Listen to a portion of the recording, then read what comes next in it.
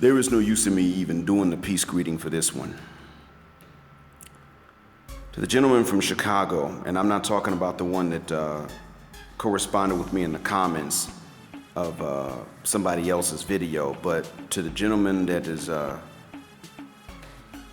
recently begun to comment on mine, it's okay that you don't believe me. That's fine. There are 7 billion people in the world. I forgot how many billion speak English fluently. Somebody is bound to not believe it. It's okay to be a skeptic. But there's a type of skepticism that's not personal. It is the skepticism that says, well, I'm not going to just buy what you say hook, line, and sinker because you say it, because I don't know you.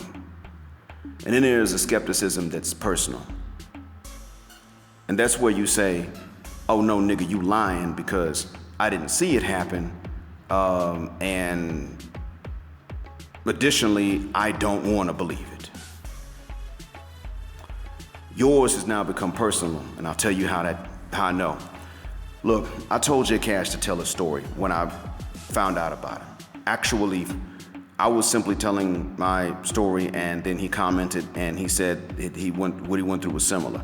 And I said, well, please tell the story, and I'll know what's different and what's similar about it, but please tell it, because then we can at least see how it changes from place to place, and maybe even age group to age group, because I'd like to tackle this. He did it. I was astounded at how similar it was. Selector commented a while back, and he had begun to say what he had noticed. When I told him a story, he said, yeah, I've actually seen this happen too. His situation is not necessarily identical, but it is very close. So I asked him to come on to get an idea because Jay Cash had begun to tell his story. And I wasn't asking them assuming that everything would be the same. I was asking them assuming that there will be similarities and differences that I could use to better explain the problem to be fair to other people, so that we could tackle it without being unfair to people. You understand? See, even I don't like to blame people that I hate for things they didn't do, let alone people I just don't know or just don't like. I don't want to sit up here and blame you for things you didn't do. So what I'm going to say is going to be based on evidence. Now, you have decided that in any case of any doubt, you're not going to apply the benefit of any doubt. You're going to go to the worst possible conclusion. I'm not saying you hate me, but you are still deciding, you have decided I'm going to go to the worst possible conclusion about Black Mind. He's lying. The other guys are fabricating their stories too. This is all BS because I didn't see it happen. Okay? There are rapes that we didn't see happen. They do occur. There are also situations in which women concoct these stories. We didn't see them when they were sitting down concocting the story and planning it out with somebody else, but that also happens. We don't deny the phenomena. We just don't know how often each one occurs, because it's impossible to really know in every case. Well, it's the same thing in this case. I don't assume, sir, about you. I don't know you. You decided to make an assumption about 3 people you don't know because you don't want to believe that a phenomenon exists. My question is, what reason do you have to not want to believe that a particular phenomena exists? Now, when I thought that you were a lady in the beginning, it wasn't even anything, it wasn't to be mean, it was because, simply put, one of the things I had seen again and again and again was that men did not assume I was telling the truth or lying. I don't expect an assumption either way. If others have seen what I've been through and talked about or experienced, then they can believe it because they witnessed it. If they didn't see it, they don't have to believe it. I don't ask that, but they don't assume I'm lying either. Most of the time, they're likely to admit, I don't know, and that's perfectly okay. Just like in your situation, I don't know. But now I have to speculate because you decided to engage in speculation only for the purpose of applying the worst possible conclusion you could. That leads me to question your motives. So now I gotta wonder, if the phenomena exist, if the pattern exists, Why do you not want anybody to know that it does? Why do you want everyone to doubt whoever says that they lived through this pattern or saw it with their own two eyes and heard it with their own two ears? And the one thing that tipped me off about this was the last thing that you have said so far. Yeah, they got the ones that, don't. Yeah, they got the ones that don't want to date light skinned men. Yeah, we know that, but that's because of your personality. Now you have admitted that you believe that you can associate personality traits to complexions, hair textures, and facial features. You now believe you can do this. This is the essence of racism and white supremacy, sir. To admit that the community has a problem doing this and trying to tackle it is vastly different from subscribing to this yourself. But you think I'm anti-black? I'm the one that says we shouldn't be doing this to each other across the board. I am just against the negative stereotyping of more abundantly melanated brothers as being toxic and overly macho and swaggering. I'm against that whole niggerilla stereotype associated with them as much as I am against the less masculine and feminine stereotypes associated with men of less melanin. Especially when they have thin noses, thin lips, maybe thinner hair. I'm against it, period. I'm against the stereotyping of African American women. And this is why I refuse to blame the ones that don't engage in this stereotyping of the men. And I'm not willing to entertain vitriol and anger or a grudge against the ones that don't participate in this, even when they're silent and their silence could be taken as consent. I don't even entertain the idea of jumping on them. They just weren't a part of it. And they probably were outnumbered. My own mother told me about instances in which in hair salons, they would sit up and start talking about ways to get over on men and ways to get over on the least deserving of this, as though they were some kind of fools. And how it got to a point where if any woman would have tried to talk sense into them, it would have been dangerous for them. My own mother told me about this a while back. What you want me to do, name her too and put her privacy out there? And she doesn't even know I have this channel?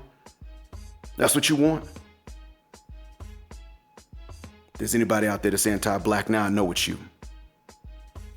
I'm not even saying this out of hatred, man. But when you are willing to associate, I mean, in the beginning, I thought maybe you were, I didn't know you were a guy because you were just right off the bat assuming this is all lies. That's why I really thought in the beginning that you were a lady. I wasn't even saying what I said because I hate women. I just didn't know you. Because a guy, see, we men aren't really allowed to do stuff like that. We don't expect this from each other. But then just now, you came along and said, well, you just don't want to admit that they just didn't like you because you mixed. Wait a minute. That's exactly what the hell I've been saying. And that there were those that had to say they didn't. Now, the friend of mine, the colleague, whom I haven't seen in 17 years, maybe was giving an opinion, but it explained a lot. So what you want me to do, disregard the evidence? I weighed the evidence. I didn't think about it as being that before. Even when the first colleague of mine said to me, well, Black, you light skin, you're red bone, so you're going to attract the country and the ghetto women. You ain't going to attract the educated ones that you like. Because I actually do like educated ladies. She pretty much told me you ain't going to attract the educated ones. Because you're red bone. That's what she said. But she was talking in response to me saying it's the ghetto and the country ones that come at me. Now, my second colleague was the one who broke it down. Now, if you want me to give you the story of how the conversation came about, because it was a weird conversation, I admit that.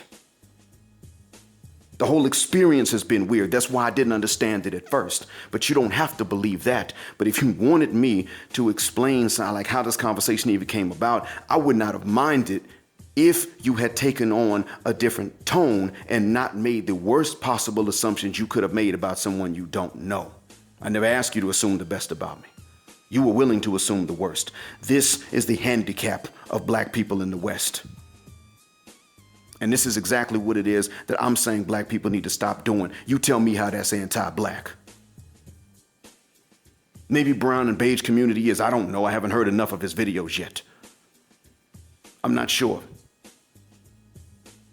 Thomas Sotomayor has explained that he's not anti-black, but he is angry with his people. I haven't heard enough of his videos. I don't follow him. Haven't listened in a long time. It's been a while since I've listened. Maybe he is, maybe not. Maybe you've listened to him more recently. But at the end of the day, let's call this what this is. I'm not anti-black. Now, you and I can argue as to whether or not I am black. I want to tell you I am. Because most Creoles today identify as African American. What you want me to do?